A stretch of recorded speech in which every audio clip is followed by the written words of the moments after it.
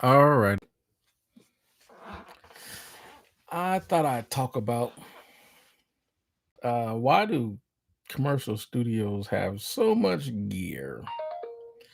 So um, that's gonna be uh, my subject tonight.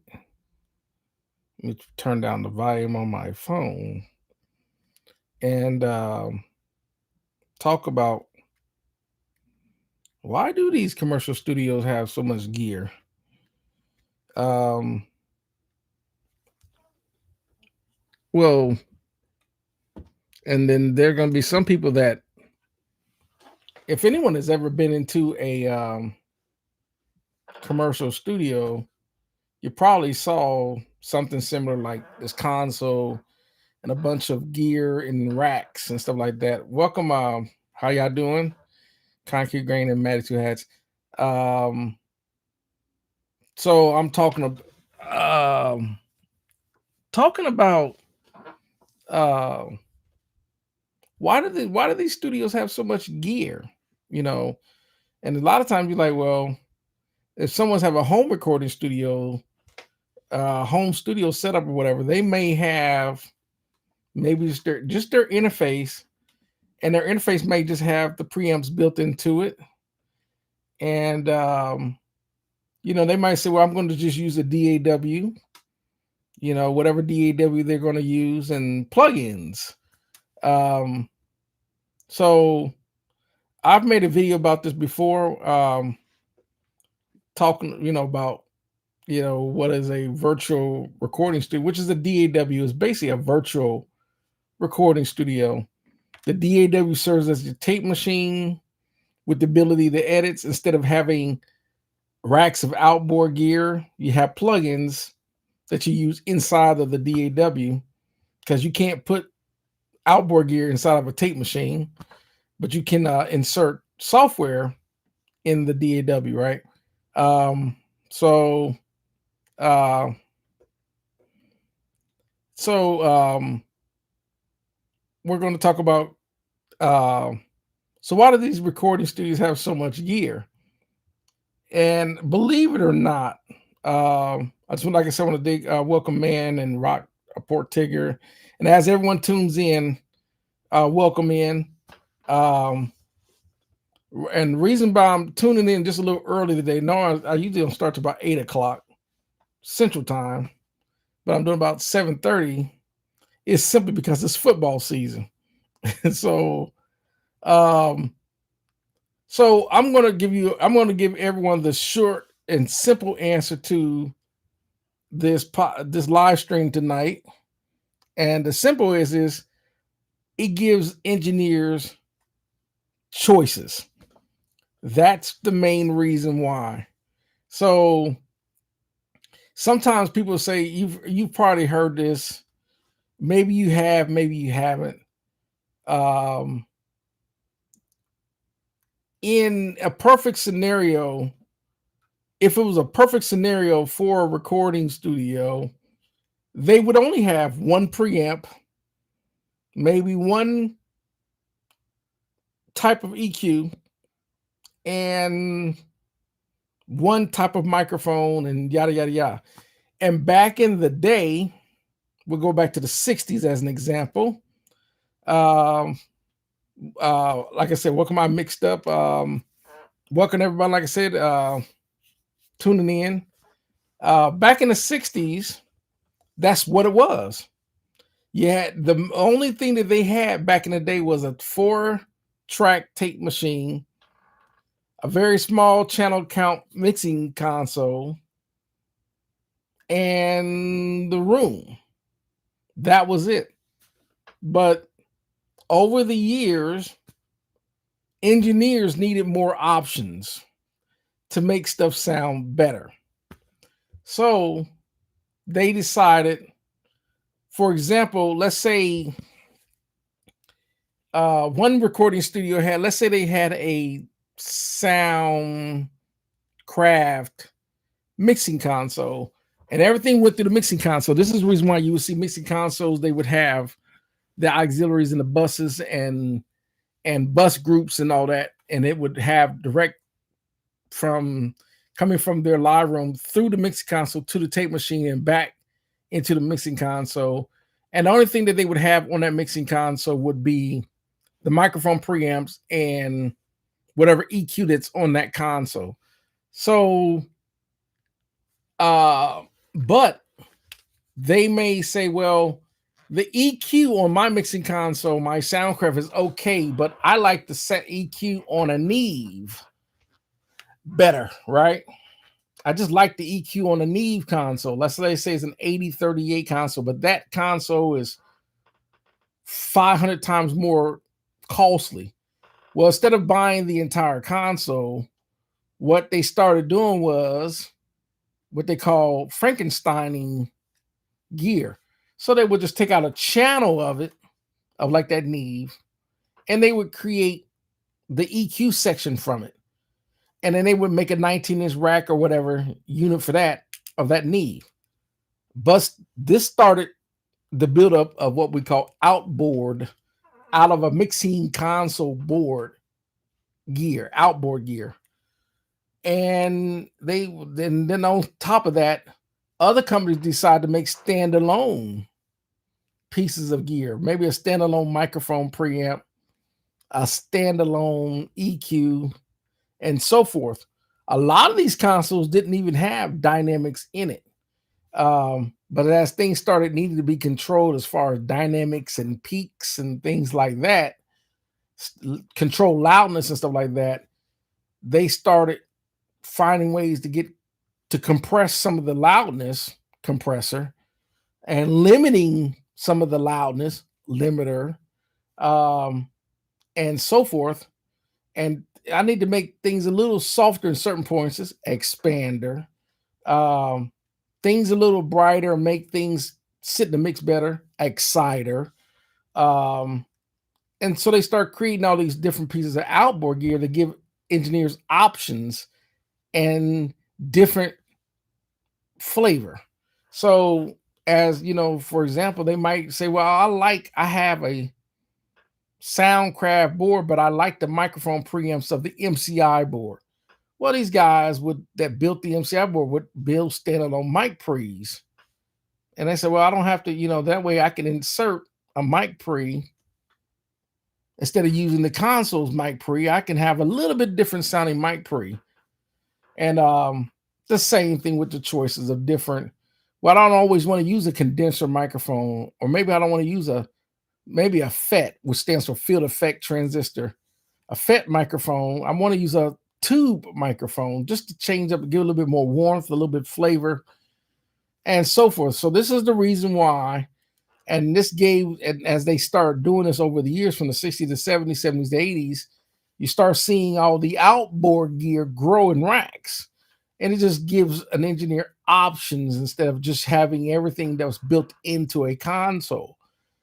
So they would say, well, I only want to use 8 channels of the microphone preamps on the console, but I want to use different preamps for different flavors.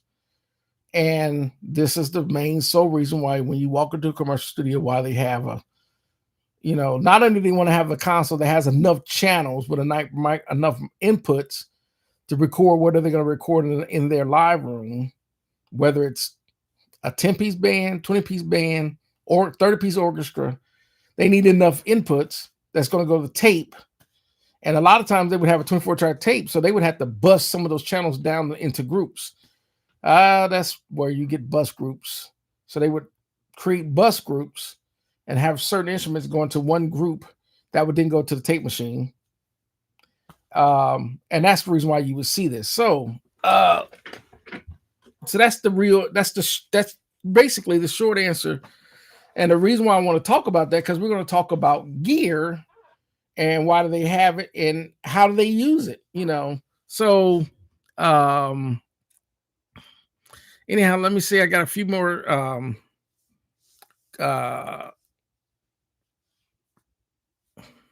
so they say our local team made finals in the rugby league. The Seas Pump. Okay, gotcha. Rugby is not a big thing in the United States. Rugby is I think in different countries they play rugby, but United States, the biggest thing here is football, and then the other two biggest sports here is basketball and baseball in the United States. So let's see. Welcome, Oglepix, and Rockport says, the console that's not mentioned in these convos is the Harrison. The Harrison, especially the 32C, it was Bruce Sweeting's choice of console. They used at Westlake. But Bruce, the Harrison console was really created out of Nashville. So they used those in a lot of recording studios in Nashville. Was the Harrison console, and Harrison became really famous for its EQ and its preamps.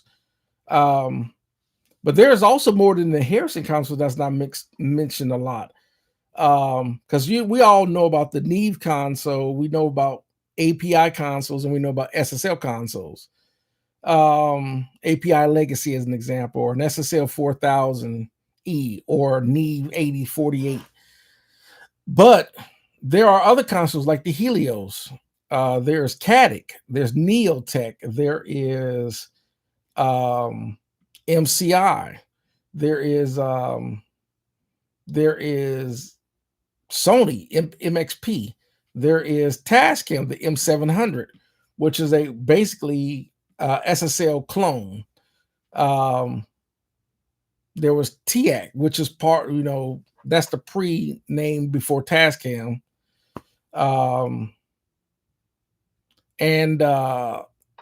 just so many. Atari made console, Euphonics. There's a ton of consoles.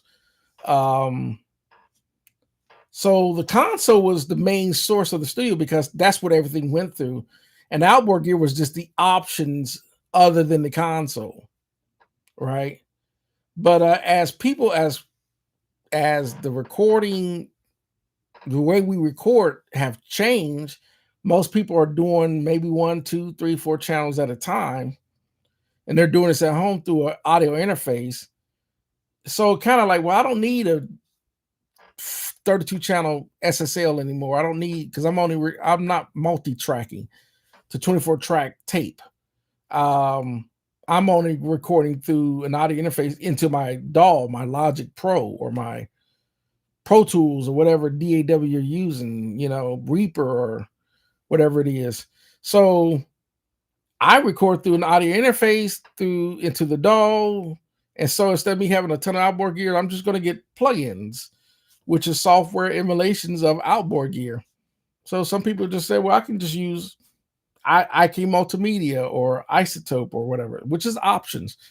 That's only that's really the biggest difference between a lot of this outboard gear and plugins. It's just options, and it gives the user options. They're like, well, I don't feel like using a GML EQ. I'm going to use a whatever EQ, or I'm going to use this Pultec EQ or whatever. That's the real difference. And then the same thing, that the mixing consoles now become an option. The mixing console was a necessity because it was grouped to the tape machine, and you monitor everything through the console.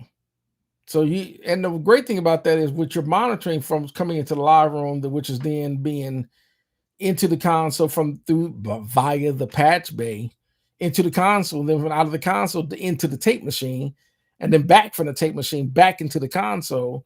So they had a set of second faders first. You could monitor and all that.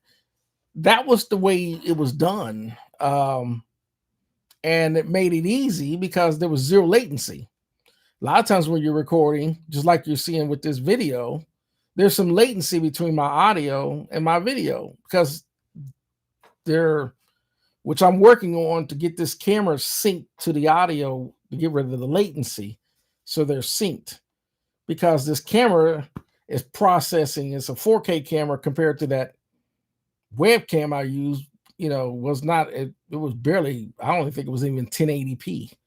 So the computer is trying to process more video data, which is slowing up the system. So um, let me go into some. I see some pop. Born Shamir, welcome. Um, so Matt asking, hey Mark, what are the two blue units under your LA 610? Those are Orban EQs. One is one's a 2-channel EQ, and the other one's just a single EQ. And those are very unique sounding equalizers, but I like them. You can really get musical with those EQs. This kind of like, I call that kind of like a secret sauce EQ. They're really good, but they are. The Orban used to make a lot of these EQs for like radio stations, broadcasting, especially in the 70s. But Orban, I wish Orban, Orban's one. I don't think Orban's been around for years, but that's what those are. So a Rockport said Tigger, classic rock is mixed on Harrison too. Like I said, here's the thing when it comes to consoles. I think I was watching a video, and this is a very interesting video on when you go to some of these studios that would have, if you've seen these commercial studios, you've probably seen where, unlike outboard gear where you can just, it's 19-inch racks or even 500 series where you can unplug it and you can swap stuff out. You can buy gear, you can sell gear and all that. But a console is not one of those things that you can just up and move easily. Consoles are pretty heavy. Even this console is heavy. It's even though I brought this in by myself, this console right here, it's really a 2-man lift. This thing is even though this thing is 150 pounds, it's still heavy. You can imagine a 1,000-pound Neve or 200-pound SSL, whatever, which takes 5 to 6 people to lift that joker. That's not something you're moving around. You're just not. So I think that a lot of times it's also cost. And I was watching a video that was explaining how a lot of these guys would buy these consoles, and what it was is a lot of them were leasing, and at the end of the lease with the option to buy, like pennies on a dollar. So they would lease like a $1 million console for 5 years or whatever the case. And then after that, they had the option to buy it, but they were leasing. So some studios have bigger budgets than others. Like not everyone has like a Blackbird budget. So, Blackbird has like 9 control rooms, but the most studio guys would be on a budget, could only build 1 control room and 1 live room. And that by itself can still, if done right, could still be $1 million, because I don't know if any of y'all ever considered what it takes to build a control room, but it's an extensive process. I never gave control rooms and live rooms that kind of thought when I used to go into them. I'm like, oh, okay, when I knew it was a recording studio, but I never thought about the details of what it takes to actually build this, like a floating room inside of a room, all the wiring, all the grounding and everything. I just never thought about it, because whenever I walked into a control room, everything was already up and running. But the build process, so but anyhow, let me go on to, let's see, get some more comments. There are tons of comments. Yes, yeah, exactly. That's what I was saying earlier. It's just so many. Let me see. Yamaha for live, like 4,000 for choice. Yeah, it's like anything else. It's choice. Oh yeah, I forgot about Midas. Midas. There's just so many.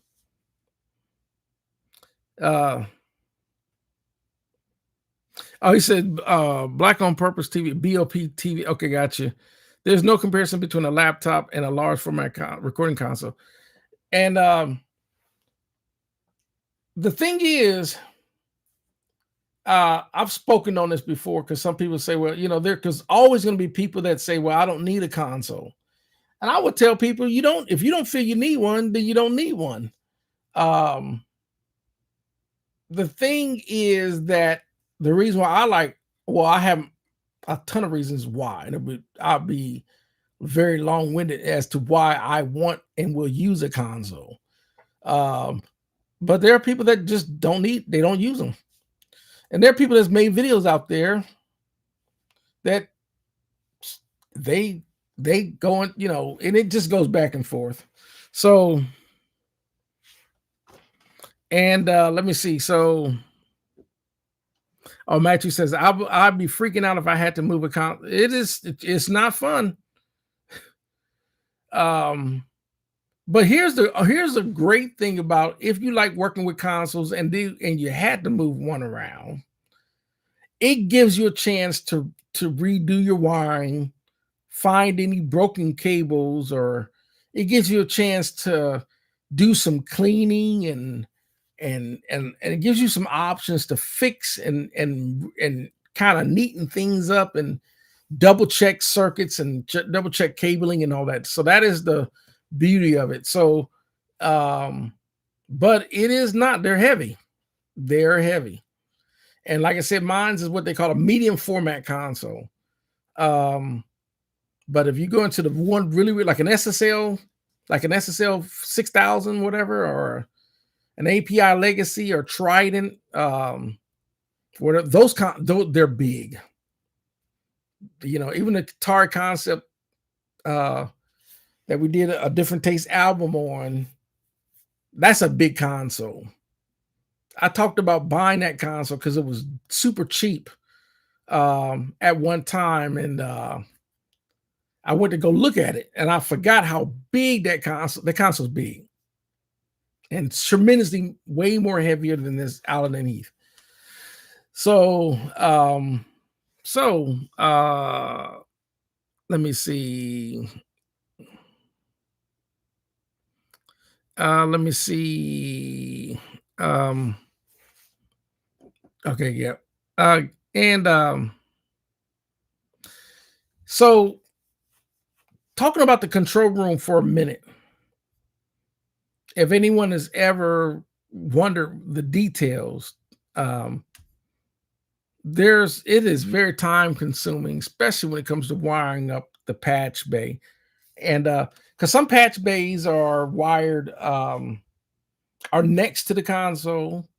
Some patch bays are in an actual rack with the rest of the where the other outboard gear. Some patch bays are in the wall.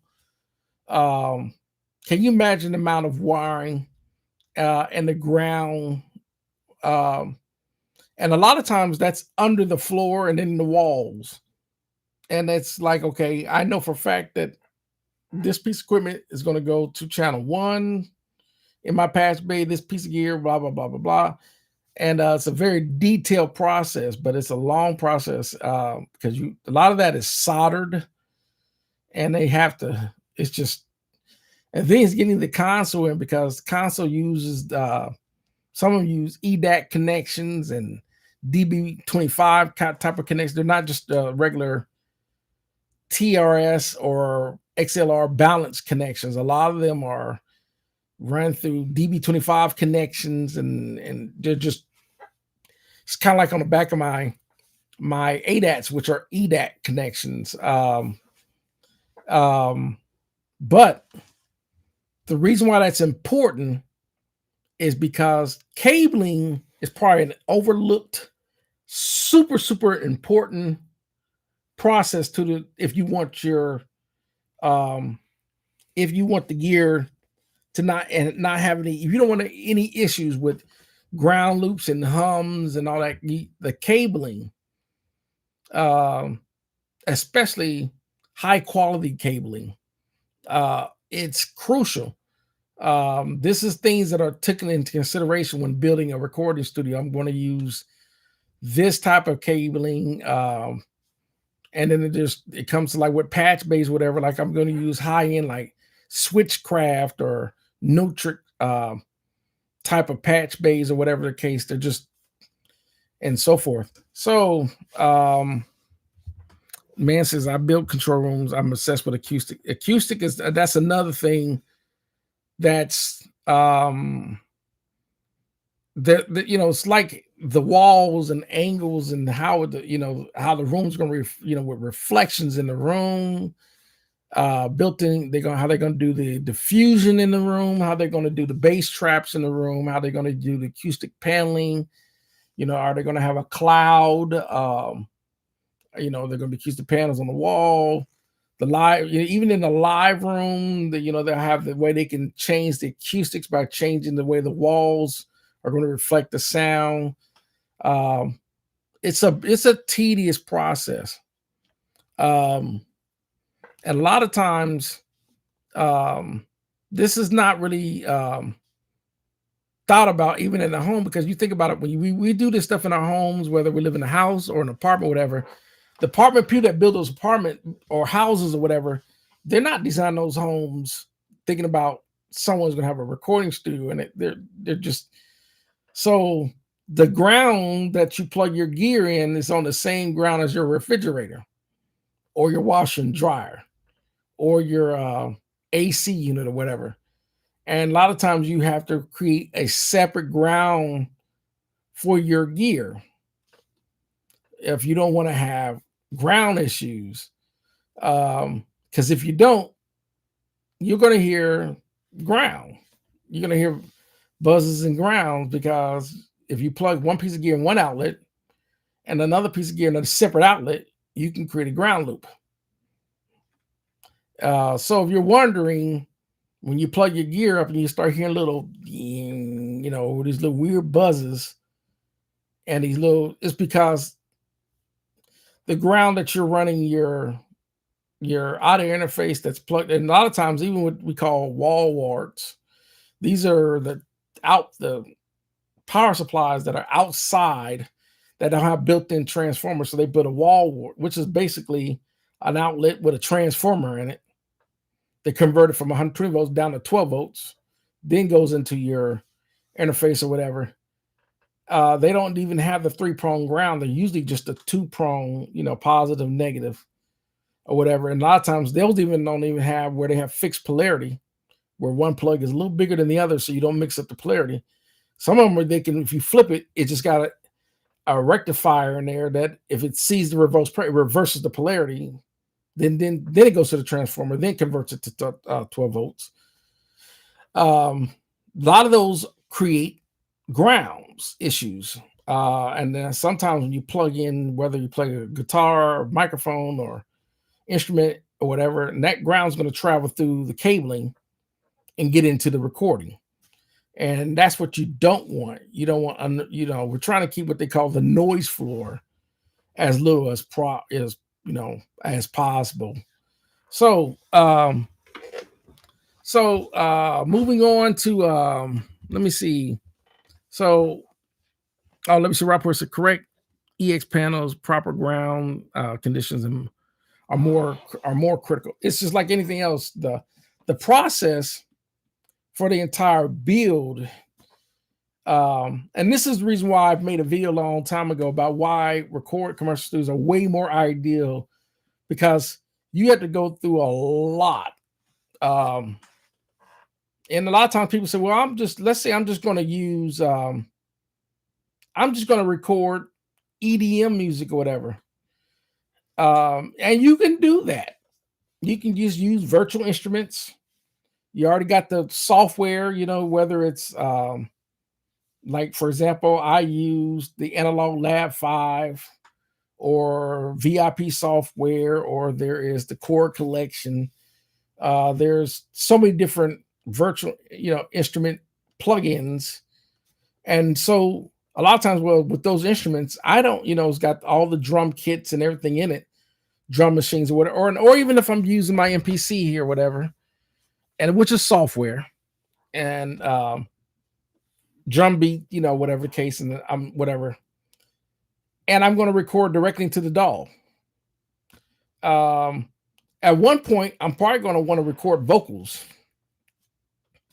or whatever the case. And so I'm going to either use the preamp in the interface, or I'm going to use an external preamp. I'm going to use an external preamp, but I'm just saying. So with that being said, I'm moving the microphone a little closer because I don't have the fan on, so it's not as hot. So with that being said, the worries that you worry about when you're trying to get the vocals in the DAW. So you still have to kind of worry about your grounding and cabling and all that, even if you're just going to use a preamp into a DAW and use all virtual instruments. That's something to think about too. So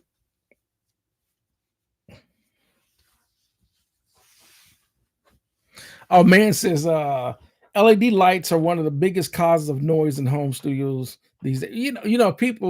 People know, even though I got different colored lighting in here, I'm not big on all the light flashing display where you got people got neon lights around their monitors and around their studio monitors and all these neon lights. And I'm just lighting to me is not um lighting to me is not the important part of the process. It's just lighting is just effects.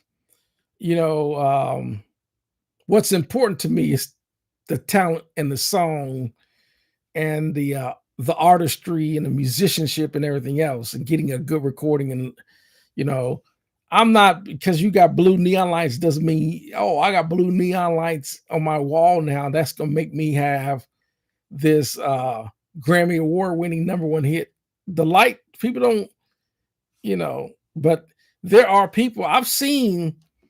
This is funny to me, and it's just funny to me. Whenever I watch a studio home recording tour, right? And I'm not, and these guys say, and they'll put something to, to capture, because it's what they call clickbait, right? So they'll put clickbait and it'll say something like epic recording studio, whatever, right?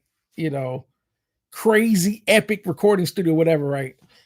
And the guy or girl or the man or woman, whatever, whatever the case, and they'll have let's say they'll have their monitor, and they might have FL Studio on display in the monitor or whatever case. They might have a pair of Yamaha HS8s or whatever, or a pair of Rocket, monitors or whatever.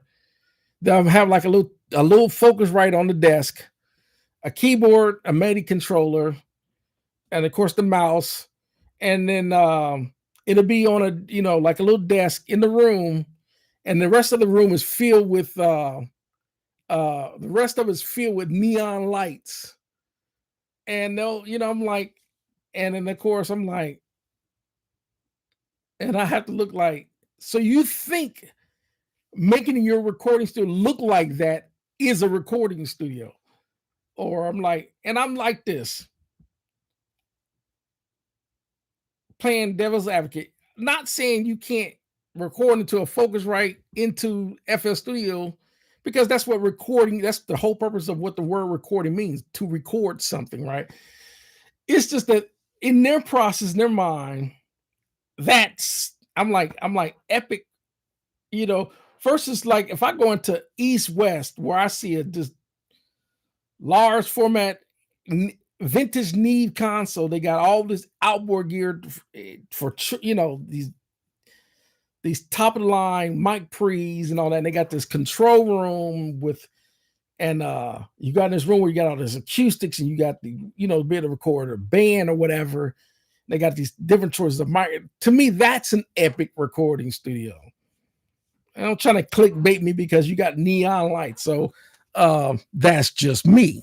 Now, some people might be watching the channel, might not like that, but it is what it is. It just I'm just saying.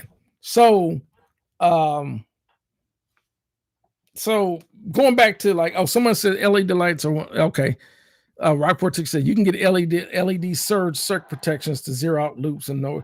Like I said, anything else, I'm not against making your studio look, whatever the case, but don't think that if you concentrate on the lighting of the studio and not the aspect of the studio itself.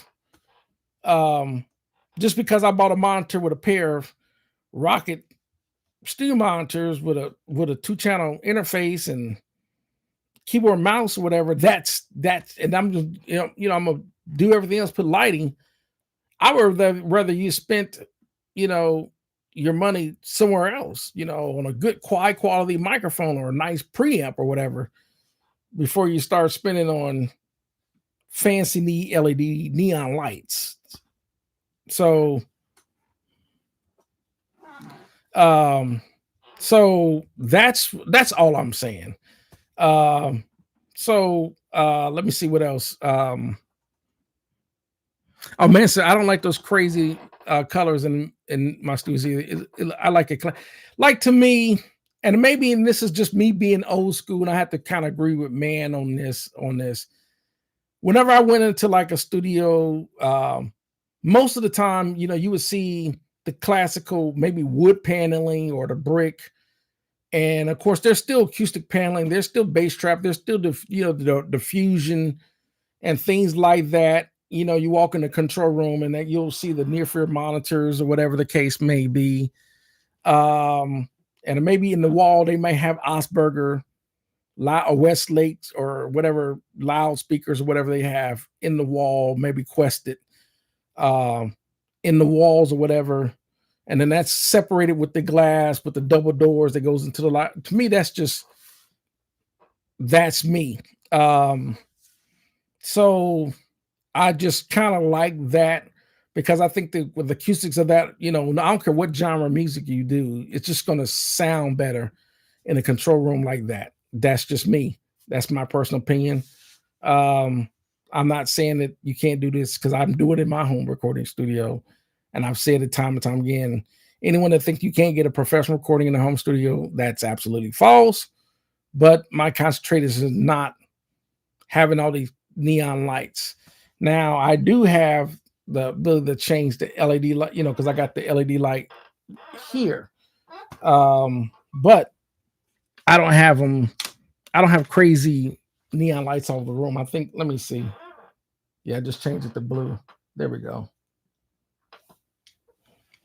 Yep.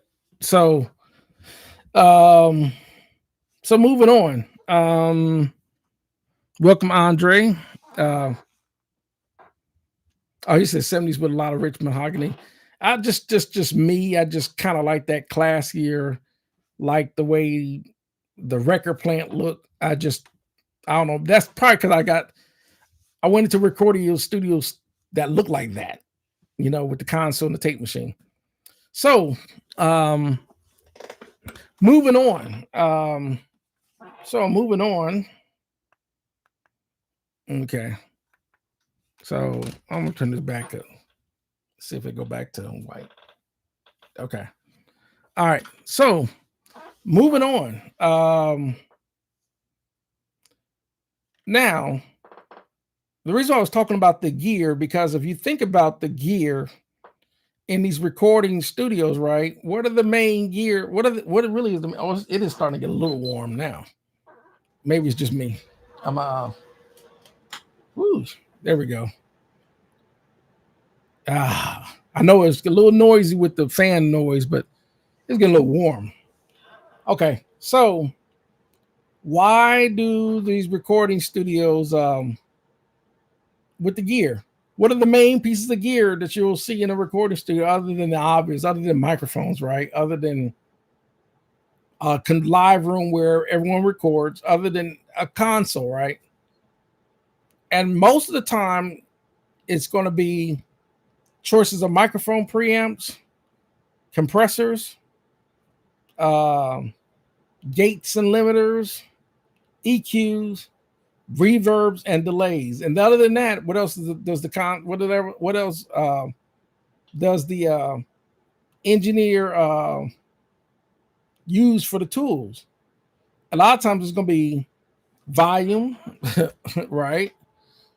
Uh, Panning, and so forth. And believe it or not, panning and so forth. Stereo image.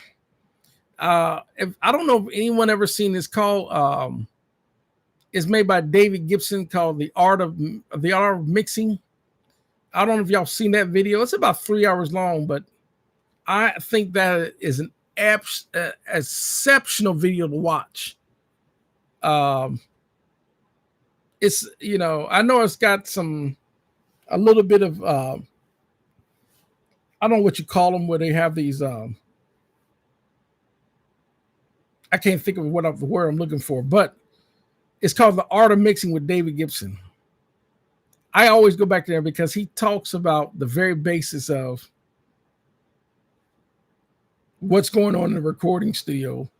It's so if you haven't seen that video, all I can do is I cannot highly recommend that video enough. It's on YouTube, called The Art of Mixing. I strongly recommend, if you're not familiar with it, to watch it. Moving on to, because really, when we talk about the compressor, right? What in the recording studio, they have what there's what they call a FET type of compressor, which is usually like 1176. And then there's the which is an optocell type of compressor, which is an LA2A.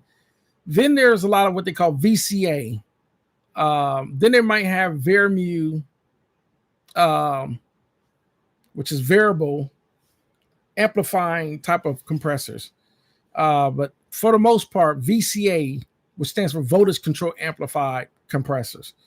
And so you ask yourself, why do they, what really would serve the purpose of having a VCA style compressor versus an optocell compressor versus a VCA or FET compressor? And believe it or not, we already know that there is really 5 controls. If you understand the 5 controls on a compressor and what they do, you can work any compressor, an actual analog or outboard compressor, or even a plug-in, because you know what the 5 main functions, which is the threshold. The threshold on a compressor is basically, when do I want the compressor to start to compress in correlation to the volume level of the signal coming in on the channel, on a track, on a channel. The threshold is like, for example, we already know if you have on a fader, down at the bottom, as we reach, because we're trying to go closer to 0, which is basically your unity level. You're basically what they call the ideal level, your unity level. You're trying to move closer to that. But just before you get to that, when do I want the threshold? Is like, I'm waiting. So let's say as you come from the bottom, which is basically no volume, and you'll notice it's negative. It might be negative 80, 20, 70, 60, 50, 30, or whatever, as you move closer to unity. As you move closer to unity, let's say negative 30. I don't want my compressor to hit at unity. I want it to start working just a little bit before that, because that's where I'm looking at my peaks, my dynamics, where I'm having dynamic volume, uncontrollable dynamic areas at negative 30 or whatever. So I'm going to set my threshold to negative 30 on the compressor, right?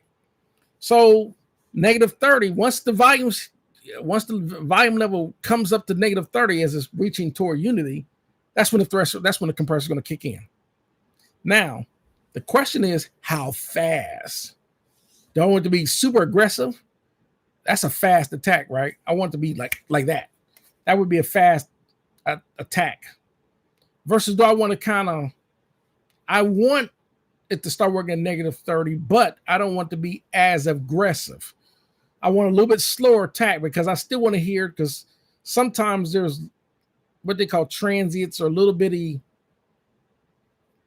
uh, things with the sound itself. I'm still trying to capture that too without clamping down.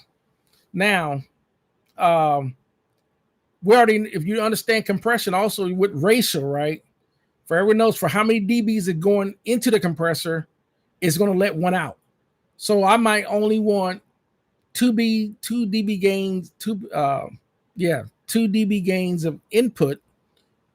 I might want to reduce it to just 1. That's your gain reduction, right? Which is not a whole lot. But if I got a lot of signal, let's say 8 dBs of input gain, I want to compress it down to just 1 output. That's like squeezing all this into this little bit output, because the output is always going to be 1 on the output of a compressor. So I don't have a whole lot to compress, so 2 to 1 or 4 to 1. So I'm trying to make it down, because let's say your peaks are just ridiculous. I need to squeeze them peaks down to a more dynamically controlled peak volume level. So I need to squash them down. We call it squashing. But to control that, so I'm going to have a ratio. And then with all that happening between the threshold, the attack, that ratio and everything, then I want to say, okay, how fast I want to hear that compressed signal, the after effect. That would become from your release, right? So I'm going to have a release. I still want it to sound compressed, but I don't want it to sound so overly compressed. So I'm going to change my release. So let's say I want to hear it, but I want it to hear it immediately after. So I'm going to have a fast release. Or let's say I want to still hear a compressed sound. I'm going to slow the release down a little bit. And then if it starts to get a little bit lower in volume, that's where you have the makeup gain on your compressor to bring that volume back up to a more line level, listening level. So you can adjust with your makeup gain. So you understand that's just one, that's what the basic functions of the compressor is. Some compressors give you that control, i.e. like my 3630s. Other compressors kind of do it on its own. For example, like for 1176, as you notice, it doesn't have a threshold level on it. It just, at a certain point, it's going to start, as you give it input, it's going to start working. That's your input level. And you got output level. Other than that, you just got a fast attack, or even faster, depends on, and a release, and then just a ratio of how much you're going to compress. A lot of times they're set up in increments of 4, 6, 4, 8, 16. They just double until it gets to the point where it's limiting. And everyone understand limiting means that on a limiter, it's just set. In other words, 20 to 1 ratio of compression is the max. I'm not letting anything past that. That's limiting. That's a limit. It's like someone holding the door, right? There's only so many people can get in the club. That's a limiter. So basically, hey, what's going on, John? Oh yeah, Max used to that. And he talked when I was talking about David Gibson's art of mixing. I love that video. So that's, we understand compressors. It's the same thing. It's another thing because they always say that one of the most misunderstood uses. To me, there are 4, actually 5 misunderstood tools in a recording studio. And that one is the mic pre, because a lot of times sometimes when you do the input versus the output of a mic pre, they don't get the color of the mic pre, because they'll give it very little input and overmax the output, and then you're not getting the color of the mic pre. So a lot of times you want to give it as much input as possible to really saturate the preamp, and then make your gain level, so forth on the mic pre to hear the color of the mic pre. So a lot of times you don't have to give it as much output to really hear the color of the mic pre. And that's what you're trying to capture um, when you're running, whatever, when you're running through a mic pre. But the compressor is probably that's the second most misunderstood piece of tool is improper compression. Some people over compress, some people don't compress enough, or they use the wrong ratio, they use the wrong attack, and so forth, or they use the wrong type of compressor, and so forth. A second most misunderstood thing would be equalization, because sometimes people feel they're always boosting frequencies and not realizing you're trying to equalize the signal. And that's a lot of times that requires attenuating or reducing, because think of EQ, right? When we think EQ, like let's say there's, we got bandwidths or, let's say a band pass type of EQ compared to notch. Okay, let's say you're an EQ that you buy for your car, or whatever the case. A lot of times those EQs are what they call notch filters. They're just fixed. You can only boost or cut that particular frequency. And you'll see it most of the time. Let's say a 20 band EQ, you'll see 20 hertz, 40 hertz, 60 hertz, 150 hertz, 200, 250 hertz, 500 hertz, 800, 1000, 1500, 2K, 3K, 4K, 6K, 8K, 10K, 16K, and then 20K. You'll see those are the most common notch filter EQs. And then, of course, you'll see in the middle, just like when you pull up a plug-in, whatever case, you'll see those, whatever the case may be. You'll see 20, 40, 60, 80, 100, 1,000, 12K, 14K, 20K, whatever. And they're fixed. And then you'll see that one line 0, which is the unity line. Well, sometimes you have to attenuate below the unity line to make it sound better. And some people believe that it's going to sound better. Let's say I'm boosting 600. Well, 600 on certain things will make your stuff sound woompy, more because of that frequency range. A lot of times you can boost 80 hertz. It can be too boomy because that's just too much low end on certain things. And then on top of that, you got to remember also certain instruments are competing with each other in frequency ranges. Like really the instruments that are already designed for low end is like kick drums, bass guitars, toms. So you don't want your keyboard and guitars competing in those same frequency ranges. Just like with your vocals, you really don't want your vocals competing with the bass frequency. So you got to remember certain things can only occupy certain frequency ranges. So that's another misunderstood when it comes to EQing. Another thing that's misunderstood is reverbs, long reverb tails, pre-delay, the decay, the diffusion of the relay, how to use the relay. Oh, excuse me, I didn't mean to bump the pop filter. For example, sometimes people use the wrong reverb, like a hall reverb, which is a long hallway, like in a building, compared to a chamber, which is a tall 3 or 4 story up type of effect, compared to a concert hall or a plate, and how to set the decay on that, how to set the diffusion. And the same thing with a delay, right? Like we hear delays,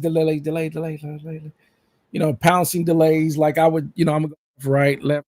That's what they call, I'm pinging left and right like that. That's a bouncing delay. I want to go left or right like that. Y'all probably can hear that.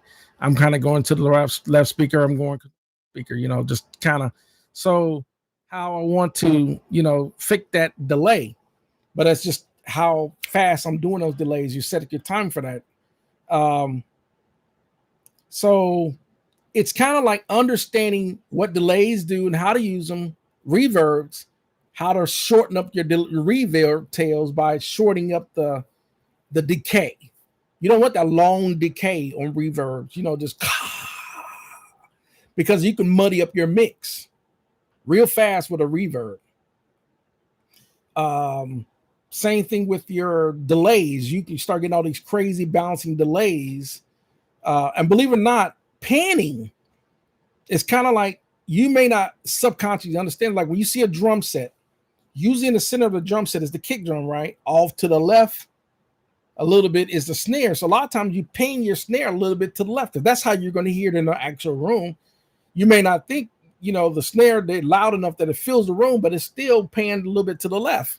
So if I'm doing, it's kind of a little bit more over to the left here, and your kick drum in the middle. And then of course, tom, like you have a tom over here, the high tom, so that's, so you got to kind of pan, you got to do panning to fix that, to make the drum sound more realistic, because that's how they are set up. Just like with a crash, you might have a crash if he's playing crash, it's not going to sound right if you have a crash. He's got a set to the left of his drums, and but you got pan up. No, it's like to the right, compared to this. So it's kind of like you got to know how to set the panning. The same thing when you have vocals. If you have someone that's singing high, maybe this person singing, soprano over here, it's high, altos here, high, and then tenors high over here. So that's how you're going to set to give it a more realistic, how people are hearing in an actual real environment. It's panning. You'll be amazed. Things like this. Just like I've seen mistakes that people make when they're setting up their DAWs, is when they, for example, they don't set up their auxiliaries. They'll sit there. I'm gonna put, for example, I'm gonna have reverbs on the channels. I'm like, no, you should run your reverbs on a separate auxiliary, and you blend your auxiliaries, your reverbs, along with the actual channel, because you're trying to make that sound like in a room, because reverbs are designed to sound like in a location. It's psychological to you. So it's psychological to make something sounds more realistic.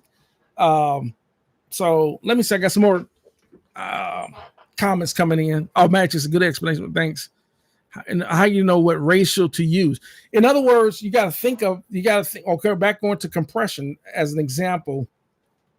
You have to think about how much of the sound I need to compress to look at the dynamics. Let's say it has a kick and it's going do. I'm looking at the peak. When I look, I'm looking at the metering, right? I'm like, okay, is that going to be okay? I'm looking at the gain. How much do I need to reduce that? Okay, I don't want to lose the effect of the kick drum, but at the same time, it's almost peaking. So I need to set a ratio. Okay, let me look at that. Okay, 8-1, 9. Okay, well, let me put about 5-1 and see so it's do. So to get the same do, but it's not. It don't have such a wide peak. That's what you're looking at for your. Okay, let me look at the gain reduction on that kick without losing the quality of the kick. I don't want to sound like a compressed kick, like a. You want to still sound like a kick drum. You have to think of it like that, if that makes sense. So let me see. So if that makes sense. It says I find myself using 4-1 or 8-1, but when you slam it harder than that. Okay, and you got to remember sometimes, because I know when you said 4-1 or even 8-1, sometimes a lot of people like to use 1176 on kick. Sometimes 1176 isn't always an ideal compressor, because, for example, 1176 can only go from 4-1 to 8-1. So you might want to use 6-1. So you might want to find a compressor that gives you a little bit more control on the ratio. So that might, for example,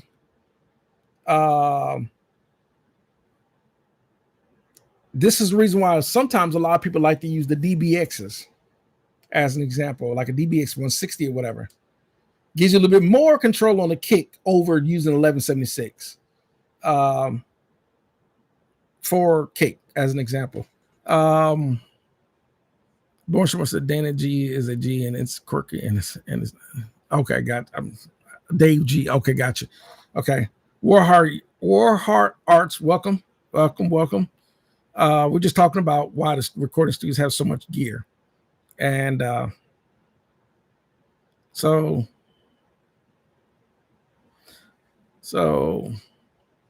and let me see. Okay, we got. You see. Oh yeah, Rockport Tigger says yeah, competing reverbs can create phasing. Oh yeah, this is going back to because that's another thing is phasing. You know, people to understand what phasing is no more than just something trying to cancel something else out. It's kind of like when you put two microphones in proximity of each other. You can cause phasing. It's this weird effect of cancellation. Once you recognize phasing, you can hear it. Once you hear it, you're like, oh, it's okay. It's trying to fade. It's trying to cancel it out. And sometimes, like for example, two microphones that are in proximity to each other, you can reverse polarity on a channel to get rid of the phasing by changing the polarity, the vocal polarity, which makes the microphone it flips the frequency of the microphone instead of one doing this and the other one's doing this on the waves. Now they're in sync with each other. They're both sync with each other by reversing the frequency of what's coming into the microphone to reduce that phasing effect. So War's offset delay causes it too. Can be done. It's kind of like, and there's certain things is like certain delays, certain he said good hand gestures, Mark, do it again.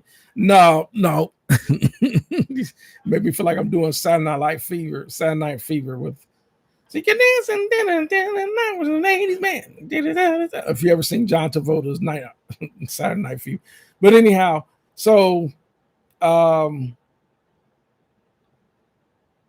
back to the gear and so this is the reason why recording studios have so much gear. It gives them options to how they want to record and how they want to mix, and in some instances how they're going to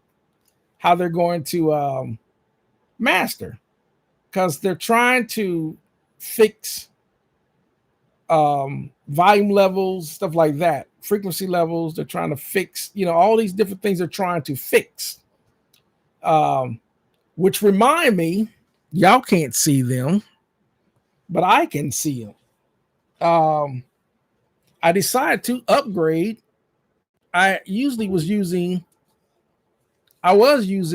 you probably can see it behind me.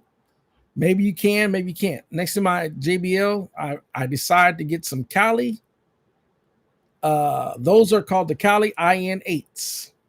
So you was using the Behringer Truce, which I've been using those for years, but I heard nothing but excellent stories on the Kalis, and so I plugged them up, listened to them. I said okay, and that's what I decided to get on my studio monitors, which is another thing that these are 3-way monitors because I've been using 2-way monitors, and now I know why so many people like the 3-way monitoring.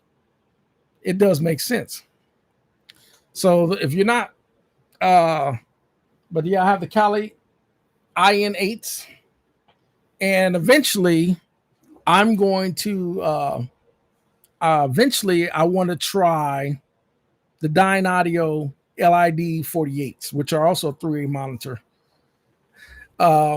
It's either that or get the Atom AH8s. I'm gonna try those, and then eventually I might move over to ATC 25 SCM 25As. But then again, the Callies might be more than enough. I mean, I've heard nothing but excellent reviews. I've listened to them. I said, okay, I can see why people like them. I like them. So moving on to the reason why I decided, because really, believe it or not, I have Behringer True downstairs too, but I switched over to the Mackie HSA, or is it HRAs? HRA. I think the Mackie's HRA. I had a Mackie HRAs downstairs. But the reason why I was saying it, because believe it or not, if you can't hear right in your hearing, you're not going to make the right decisions. Monitoring is everything. So yes, I decided to go down and I went over to Vintage King and of course and Guitar Center. On I just let me listen to different sets of studio monitors, because I've gotten so used to listening to my JBL 305s and my Behringer Trues. Let me go listen to some other studio monitors. I was looking at the Neumann KH310s. They are $2,500 a piece. And I was like, well, I don't feel like dropping $5,000. And so I was like, well, let me try the Callies. Because all I saw was everyone said, man, the Callies are really good studio monitors. I said, okay. I hear nothing. So I decided to get them. And I give thumbs up on the Callies. So, oh, man says atoms are bright as you think they just, you saying they're bright as hell. I don't know. I listened to the Atom. I listened not the AH8s, but I did listen to Atom's A7Vs. I didn't think they were. I thought they sounded perfectly fine, because at first I was listening to the Focal Shapes. I was listening to the Focal Shapes. I was listening Focal Shape 65s by Focals, which I'm like, I thought about getting those. And so what I'm going to do is I'm going to get, for now, I'm probably going to get those three. I'm going to get the Dynaudio LID 48s, the Focal Shape 65s, and I'm also going to get the Atom Age and just ABCD them just to see how I like the difference in just the ABCD, and just to see what I like and how my mix is going to come out with those. Simply because I just want to hear how my mix will come out. If that makes sense. So let me see.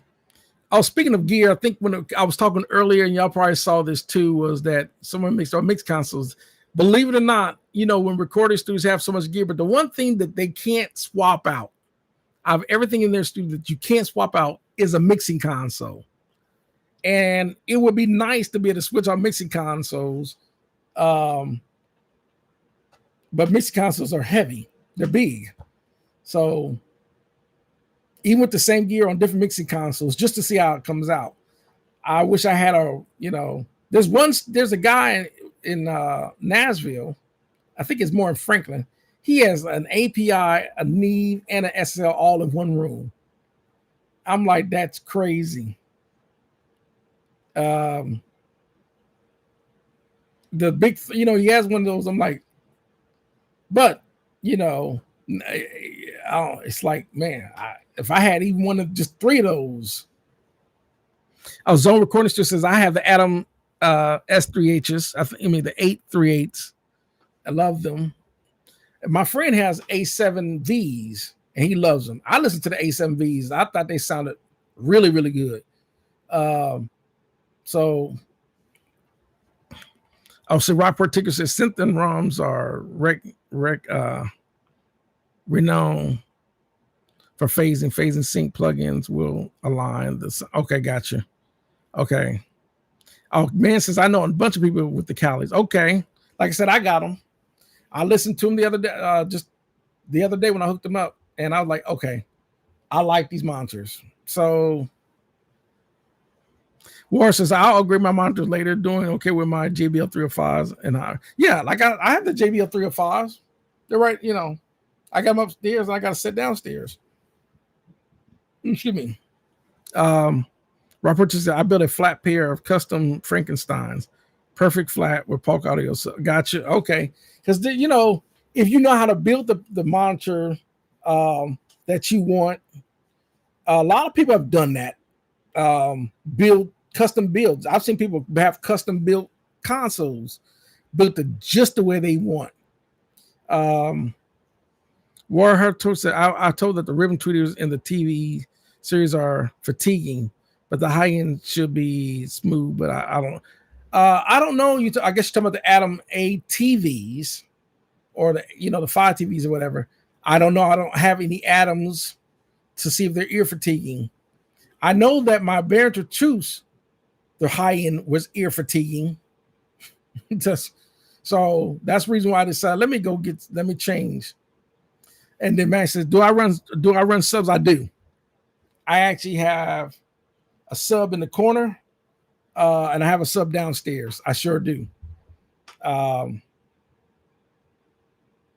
zone recording and Genelec for near field. Yeah, believe it or not, when I was in the studio in Texas, we had the Genelec 1031As or the S's, 1031s. And then the Genelec 1031 sounded bassy to me, but everyone raves on the Genelec A361s or A351s, which is everyone that does that Genelec looks like it just got a center speaker,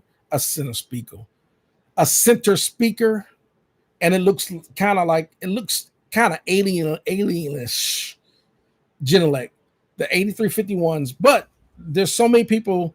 I mean, people built Atmos setups with the Genelecs 8351. So I know Genelec is an exceptional brand when it comes to studio monitoring. So I don't think anyone will ever go wrong with Genelecs. Genelecs are pricey. I thought about Genelecs, but I just when I was using the Genelec 1031s, they just sounded bassy to me. I just couldn't get. I was doing better. We had I actually got better mixes on the Alesis Monitor ones, which I have a pair in the center right here. These are the Alesis Monitor ones are seriously mid-range flat, just like the Yamaha. Everyone knows the NS10s is probably the number one near field mid-rangey studio monitor you see. Is the Yamaha with the white woofer, very common NS10. Well, the monitor ones were basically gave you pretty much the same mixing range frequencies with the Alesis Monitor ones without spending the Alesis NS10 prices. So I've been using those to check mixes on those Alesis Monitor ones for years. But like I said, the Behringer Truths, what I did like about those was that, the Behringer Truths, everyone knows Behringer, those Behringer Truths B2031As that I got are basically a Genelec knockoff. So they're really, really close to Genelecs, but they're just not as bassy as a Genelecs. But I just never, from what I've been seeing in so many studios, what I have seen is a lot of barefoots. Some studios would have focals. Some studios would actually have Genelecs, but a lot of them would have Atoms, ATCs. Some studios would have PMC. Some studios would have Dyne Audio, and so forth. Just varies on the studio. But for me, it just really, and it really depends on, what you do. So, so for Genelec, let's see. Okay, so let me go back to Genelec for near field. See, Shirley McMack, welcome. They use it for options. What are you? You have a studio full of gear. I'm not sure what you meant by that, Shirley. What am I talking about? You have a studio full of gear. I have no idea. Maybe you're tuning in. I don't know. How does anyone contribute to your channel? Well, you can leave. You don't have to be here. But let me go back to matter of fact, after I get off this live stream, Shirley, you're blocked. So you have a good day.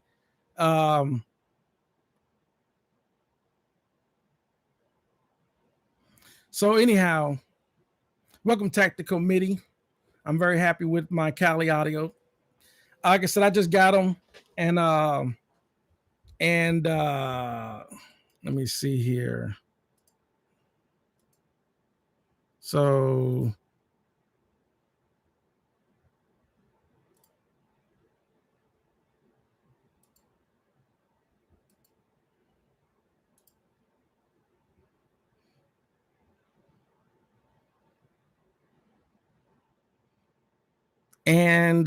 so anyhow, so going back to Focals,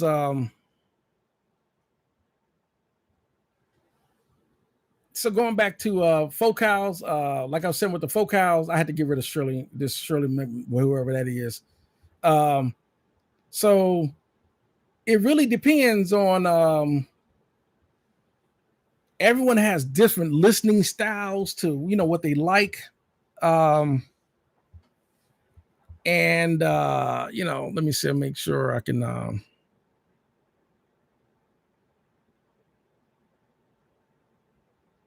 okay. So it just really depends. It's like with anything else when it comes to different gear and different studios and whatever the case that people have. So welcome DL. We're just talking about why the studio have so much gear and so forth. Let's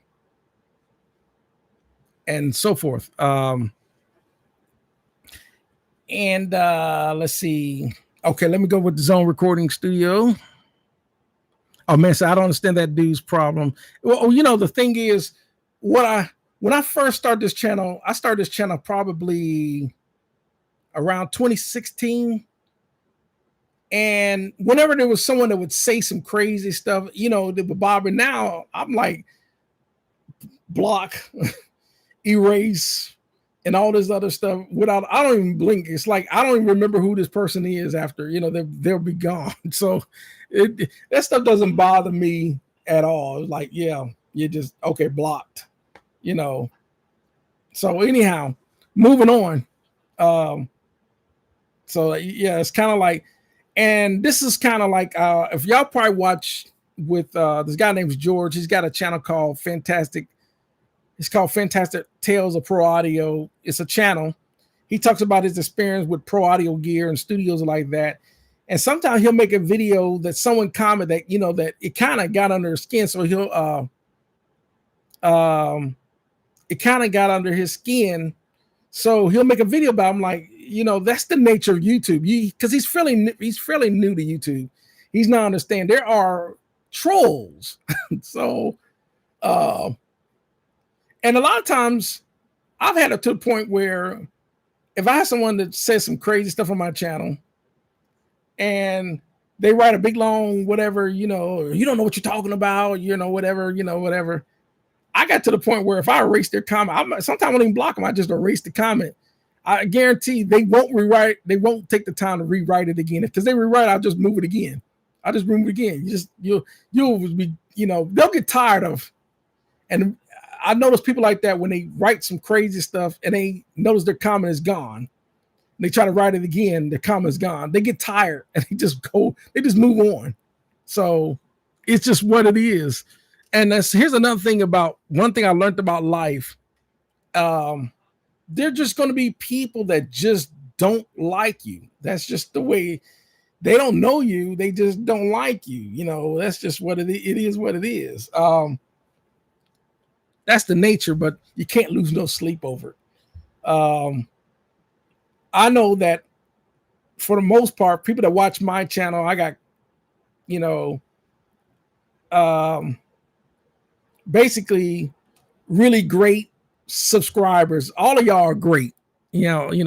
So yeah, all of y'all are great. So I don't have any that stuff like people like that doesn't bother me because y'all are great. So um well, okay. So Zone Recording Studio says the nice thing about Adams as a company, they let me use their S3H for over a month before I purchased them. They ship direct to my studio from okay. All right. I'm like I said, I like the Adam A8H's and I'm really want to, I'm really curious to see what those sound like. But I've also listened to those Dyne Audio LID 48s too as well. I listen to the Callies. Of course, the Callies are, they're more affordable. I think these are what I pay for the blues, $4.99 or $5.99 a piece. I can't remember. I gotta go look at my receipt. So, and I'm like, these are amazing sounding speakers.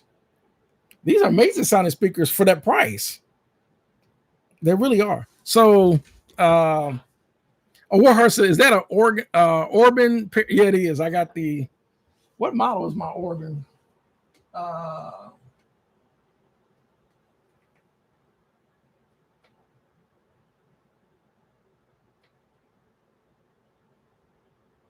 I believe it's the Orban 632, and the other one's a 7. I gotta remember model. Just one's a single channel, parametric Orban, and the other one is the parametric 2-channel.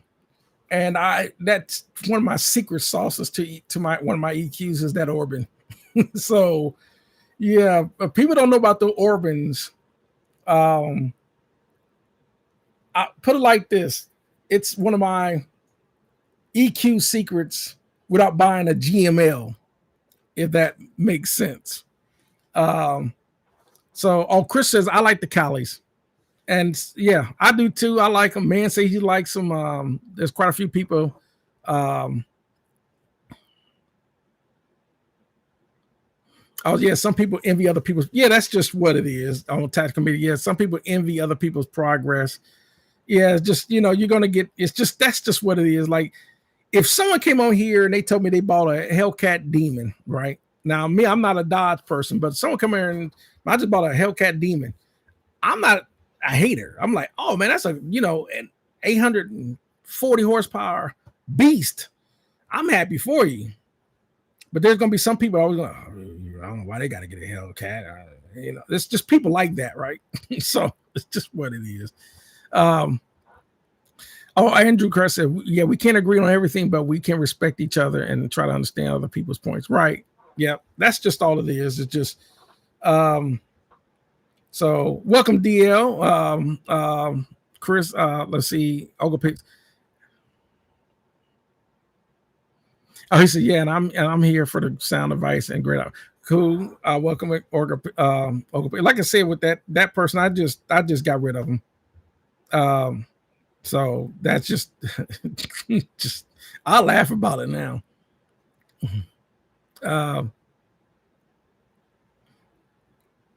Totally would be a secret. Like I said, Orban's. Here's the thing with Orban, because it is an older piece of gear. To me, it's not an overbearing sounding EQ where the highs can be too harsh or the lows can be too whatever the case. But you have to, because sometimes you'll see them for sale on Reverb or whatever, and some of them are broken because it is, a lot of times because they might have to be recapped or something like that. And a lot of people don't want to go through the time to break out the soldering iron. So you can find one that is, kind of, but I use them. The Orban, those EQs. I don't use them all the time. Sometimes the EQ on the Allen Heath is more than enough.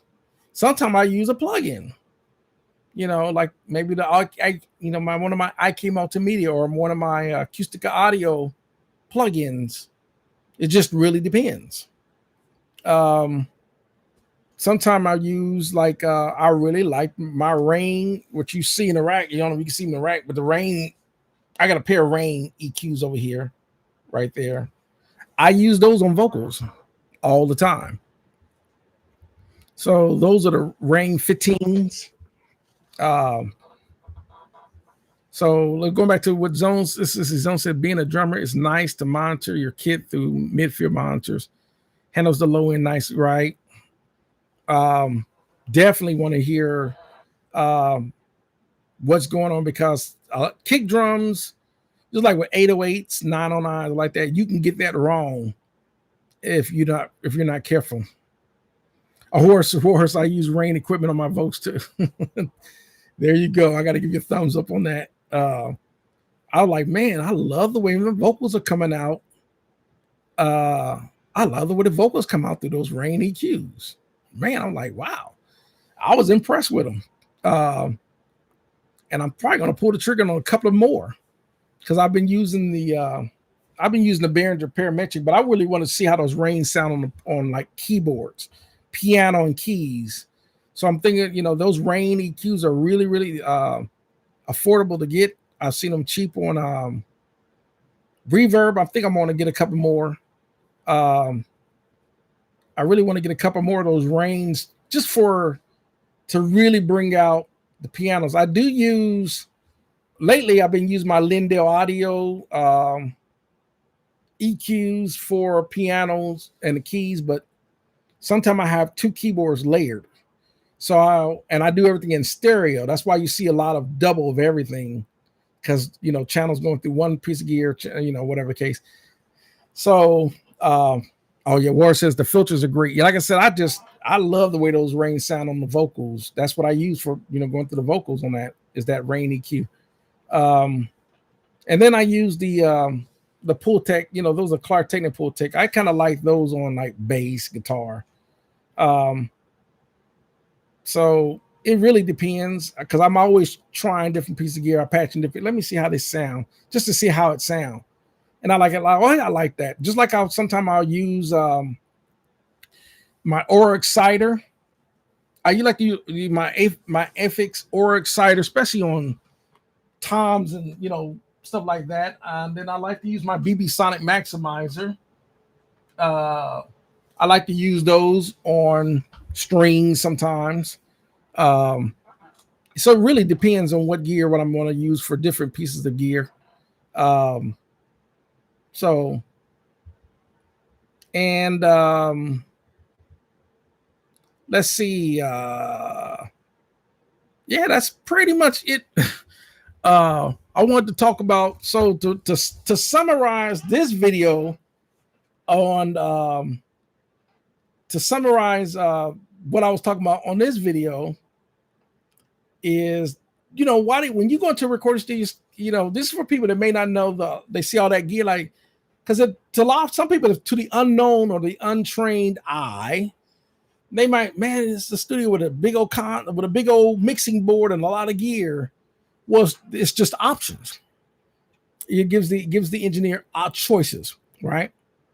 So, so let me see. Matthew has said, "What's the difference between an exciter and a shelf EQ?" Okay, here's the thing, because this is a sonic maximizer, an exciter, an EQ. They sound like they almost do the same thing, but they do not. Okay, you may not. Okay, I'll use, for example, I'll say like a BB Sonic maximizer, right? Okay, I'll use one of those as an example. What's happening is the sound of the low end hitting your ears and the sound of the tweeters hitting your ears or any other frequency range hitting your ear, believe it or not, they are micro seconds apart. So what a sonic exciter does, believe it or not, is speeds up so that you hear all frequencies pretty much at the same time frame, if that makes sense. So on an exciter, okay, worse is almost like the opposite of de-esser. It's kind of like which is true. It's almost like a it's almost like what's the next? Let me, is that my fan? Oh, that's my neighbor. My neighbor on that on that motorcycle. That broke motorcycle. But anyhow, so moving on. An exciter, it's almost like trying to feel it's almost like trying to, on an exciter, it's almost, the best way I can describe it is trying to feel voids of frequencies that would actually get lost in the mix. Like certain, you're trying to, let's say you got 7,000 or 8,000 or 10,000 hertz or whatever, and you just can't get it to really pop in that mix on the high end, right? Let's say let's say your cymbals, you hear them, but they sound they're either too bright or they're too muddy. Well, exciter's kind of like, let me bring that up or whatever the case, a little bit. So it's like when an OR exciter is kind of like, I want to, gives it a little more definition in certain frequencies that it normally wouldn't be, if that makes sense. So, shelf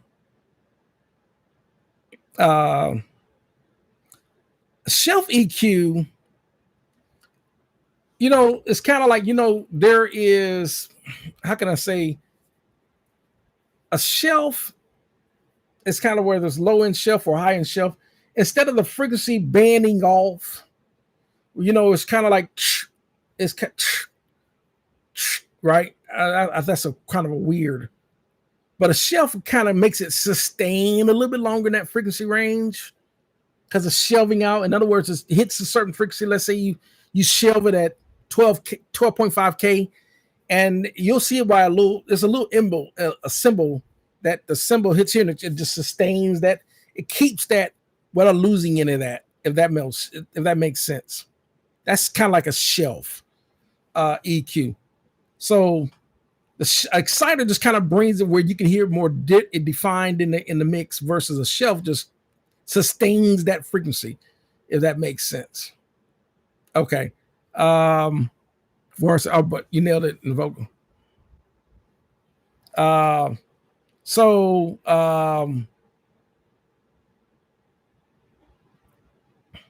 Frequency 1 says, I use the shelf 2.5 for snare top. And that's a good, because depends on the snare, because every snare, there's the Black Beauty, or there is let's say a Ludwig, whatever, or Yamaha Custom, or I'm trying to think of snares, and they all have their certain tones, right?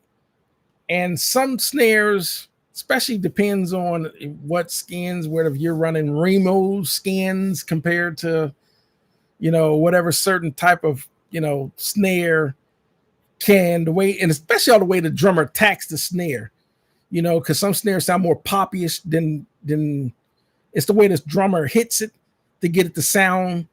So sometimes 12.5 is actually, and it might be a little too bright in certain instances. Just depends on how you're going to mix that on that snare.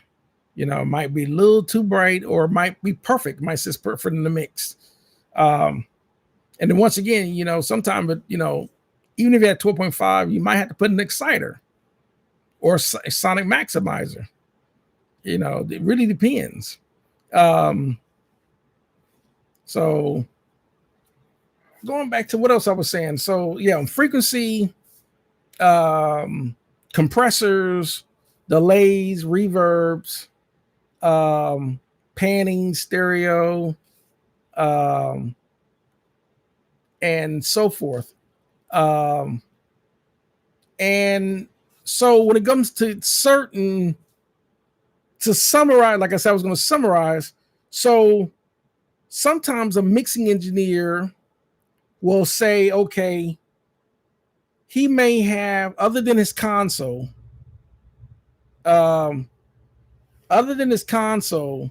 he may have, if y'all probably hear that, that's the low one from my neighbor across the street, which is, it's a long story. I have to explain my neighbor. I got these neighbors. Um, like she's waiting to 9. It's a she, and she's waiting to 9 o'clock to rev up this motorcycle that's always broke at night. So it's hilarious to me. Not during the day, at night. It's like, anyhow. So I lost my train of thought. Oh, going back to what I was saying about all these choices of gear, right? So sometimes it's kind of like, for example, you ask yourself questions like, okay, when I'm listening to, like, Dave Pensado used to do this thing with, he would have these different mixing engineers and so forth on the Dave Pensado show. And he would ask them different questions on what they're doing to do for their mixes. And a lot of these, he would ask them, like, what are your choice for, for drums or guitars or bass or vocals or whatever. And uh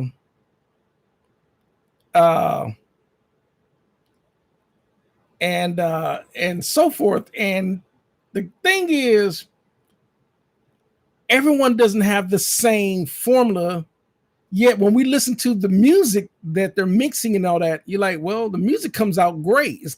It's like, so example, Chris Lore-Alge is an example. He likes the Blue Stripe 1176 on vocals, right? Yet his idol, which is Bob Clearmountain, where he learned from, likes to use the 1178, which is a stereo 1176 on vocals. But then again, it also depends, both of them are Grammy Award winning mixing engineers, but they have different. And then there's some people that have loved to run a black Rev D 1176 in parallel with an LA2A, using parallel compression. So it varies. So my thought process to anyone that has gear, try it out and see how you like it. If it just doesn't work, it just doesn't work. But just try it out. That's my thought process. What does it sound like running it through this piece of gear? If it doesn't, like, whatever the case, if you don't like it, don't use it. But I would say, because you tried it on vocals on a piece of gear doesn't mean it won't work on a guitar or a bass or keys or certain instruments or whatever. That's my thought process. On it. So that's my whole thing about it. So C1 says, how does someone send money to MME without getting banned? That I don't know. That I don't know.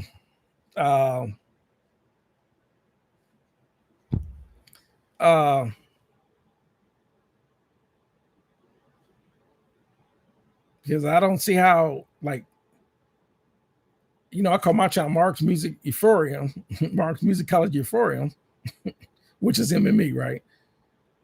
I'm not going to ban you if you send me money. I would love everyone to send me money. So that would be awesome. So, but I do have, if you would want to donate, which would be awesome, because I would love to, I would love any contributions to help my mom get a nice home. That would be awesome. But I do have a Cash App, and I call my Cash App, UND Productions. Like, it's like, I think they use the question mark or whatever they use. UND Productions. That's my Cash App. You know, that would be awesome. But if you have, I think Man Network kept telling me to set up my channel where you can, you know, um, I guess where you can do they call super chats. And so I guess I need to set that up. That would be awesome. Because you guys always show me great support. Um, and so that would be awesome. So I do have PayPal. Um, what is my PayPal? I don't even want. I have to look at my PayPal user. But yeah, that's what I on my Cash App. I just call it UND Productions. So, yep. So Andre says, I think each piece of gear has its place based on the song, your work. Yeah, exactly. And that's the reason why. That's the whole analysis of, the whole entire premises of the video was why the recording studios have so much. Because I've seen where sometimes people say, man, I don't think you need all, there are people that say, you don't need all that. You'd be amazed. It's kind of like I'm into photography too, and I got all these different lenses. And each lens serves a purpose to what I want to shoot as far as pictures. And there's no one set. Oh, it's like with anything else, with microphones, anything else. There's no one set all for microphones. The one microphone that works well, even if it's, let's say it's a 47 FET on one female, doesn't mean it's going to work on another female because you used it on another female and it sounded good. It may not sound good on the next female vocalist. That same 47 FET, you might have to switch to a 251 for another vocalist.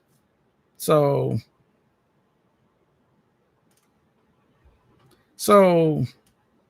worse. Oh, I thought you meant you. Yeah, me. I didn't mean me. MME means, it's like, because my channel is Mark's Musicology Euphorium, right? So Mark, then, Musicology, then Euphorium. Yeah. So anyhow, so that's the premises of tonight's live stream was that. And to talk about the functionality of all these gear, that's why I was talking about compressors and ratios and delays and so forth. And that's what I was talking about. And this is the reason why recording studios have so much choices of gear. That's why they have so much gear. A lot of people knew this, but you'd be amazed. Some people they don't think you need it because they don't have it and they're not using it. Like, well, it really depends on what you do. Especially like for me, I thought I saw a comment that says once you buy gear or something like that, it becomes let me see. I thought I saw something that says about buying gear. I can't remember where I saw it. It's hard to stop or something like that with analog gear or something like that. And it is hard to stop. You can get, I call it gas, but in other words, gear acquisition syndrome really, really quick, But I'm just a gearhead. I like gear. I like having gear, even though I don't always have the room for it. But yeah, it is addictive. So I think that's it for the night. Like I said, I'm probably gonna set up a super chat if y'all would like to, even if it just would be I'm honored that people just tune in to listen to me chat my gums. But 5 cents, 10 cents, 25 cents, $1, $5, whatever you would like to give, that would be awesome too. So I have to look at what is my PayPal. I have to look at my PayPal username. I really do. Let me see if I can. I will. You know what? I'll probably throw it in this.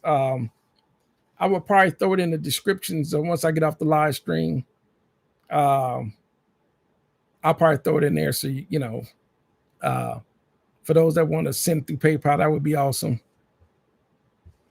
So yeah, I have to look at it when I get off the live stream. I'll look at it and I'll let you know. But I'm probably just gonna give my link to my Cash App. That's probably what I'll do. So, or I might just turn on Super Chat because I think Super Chat is linked to. I got to look at it, but I will let y'all know. I never thought about asking.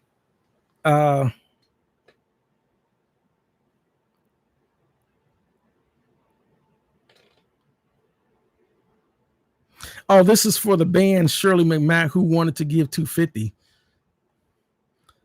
Well, let's see. Shirley, this is for the band Shirley McMahon who wanted to give 250. I don't think she wanted to give 250.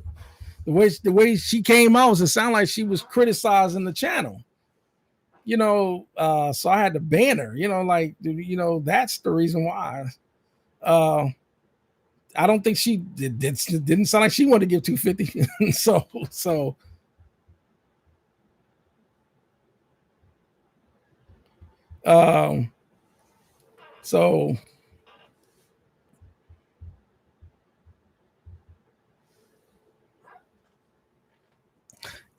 see, so going back to let's see, one SM57 and a half towards a Rode NT3. Okay, gotcha. So this is going to do it. Like I said, for the night, I just wanted to talk about the studio gear and why the studios have it, why do they have so much gear, and why do they have it. And that's pretty much it. And that's what brought me to talk about this subject tonight. And so that's going to do it.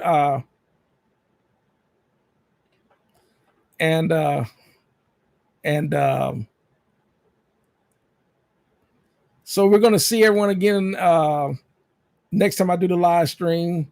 Once again, as always, you got Man Network on here. Thanks, Andre. You got Frequency One, Frequency One, Matty Two Hats, Chris, Rockport Tigger. Who else tuned in? I got to look up DL, Zone Recording Studios, Tactical MIDI. Who else tuned in? Warheart Arts. Let me see. I'm seeing who else on here. I got to scroll up a little bit. Born Shamir, Concrete Gain. That for I don't know if he stayed or not. I'm not sure. And everyone else that tuned in. And if I forget somebody, forgive me. I'm not trying to forget you. And we're just talking about recording studio gear. So, and that's going to do it for tonight. God, like I said, I'm not forgetting everyone. Oh, sorry, CC Funk and Jazz and Jamel. I'm not sure if y'all were here or not, but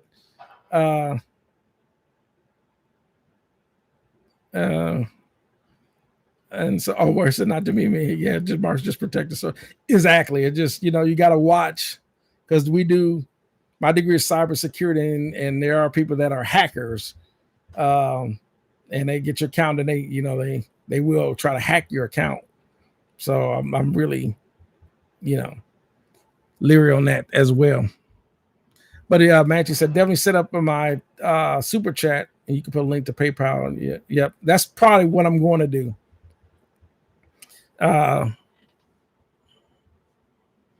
So other than that, I want to thank everyone for tuning in. Like I said, we'll see y'all next week, God willing. And like I said, we'll continue to love to talk about this stuff, and it's always great. And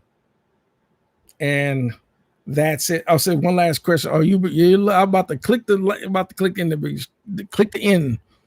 One last question. It's having expensive gear a make or break deal to an average artist? Not really. It really depends. Like you don't need super expensive gear if you're not going to multi-track bands. I would say it's or orchestra like that.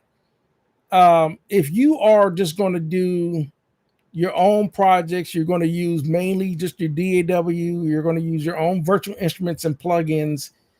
The most important thing that you need to have a powerful computer that can handle the processing. But other than that, not really I would say at least having a decent microphone with at least pretty decent preamp, a couple pieces of gear like that, and you'll be fine. Especially if you have software like Reason Studio, whatever the case, you'll be perfectly fine. But if you're going to start getting to the more bigger game of recording where you're in a multi-track and you might want to start renting out and doing with big clients and bands, that's when having more gear and so forth is going to play a significant role into the recording aspect. So that's where I would say. So other than that, we'll probably talk about how in depth your recording needs to be. Probably something like that next live stream. Other than that, I want to thank everyone for tuning in. And like I said, you guys are great. Love you guys. And we'll see y'all next time. Appreciate everyone, and y'all have a wonderful. Go watch I think some of the games are still on.